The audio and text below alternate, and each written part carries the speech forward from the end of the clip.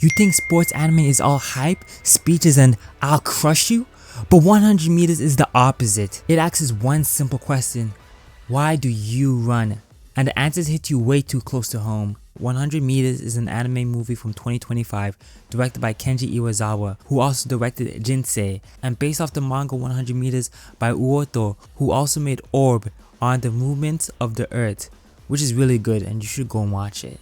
The story mainly follows Togashi, but it also spends a long stretch away from him to focus on Kabaki, who ends up feeling like the second main character. That's which matters because Togashi and Kabaki contrast each other, and the film uses that contrast to keep pulling you back into the core theme. Why do we run? Why do you run? It's not a question the movie asks once and moves on. It keeps coming back at different points in each character's life, and the answer changes depending on where they are mentally and socially. And that realism is really what made me like it. This movie is less shonen and more grounded, so my brain honestly was fried from watching so much Blue Lock. Because I expected Togashi to win a race, scream and talk about crushing his opponent. But instead, you get a guy who puts everything on the line just to run and almost loses his job for it. That's a little too real, which is just a little too real in this economy. I even thought they were going to do like a little run from Devilman Crybaby because I can't help pulling parallels since they both have race and track scenes. Do you know the run I'm talking about? I'm talking about the But no, 100 meters stays real and it covers around 20 years.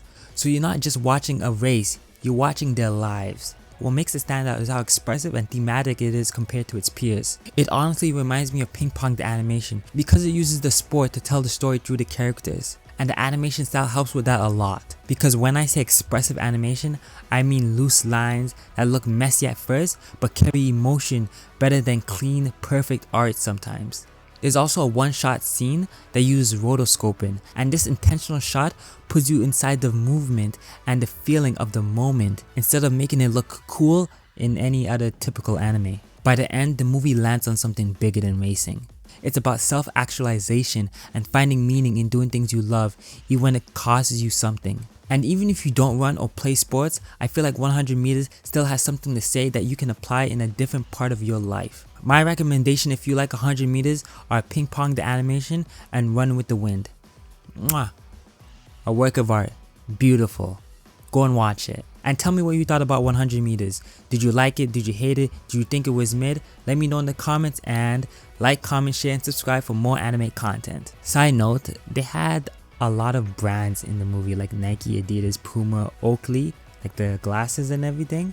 Like I had no idea like how they got those brands to do all that to get them in the movie, right? I can't even imagine how much that would cost. It's kind of crazy.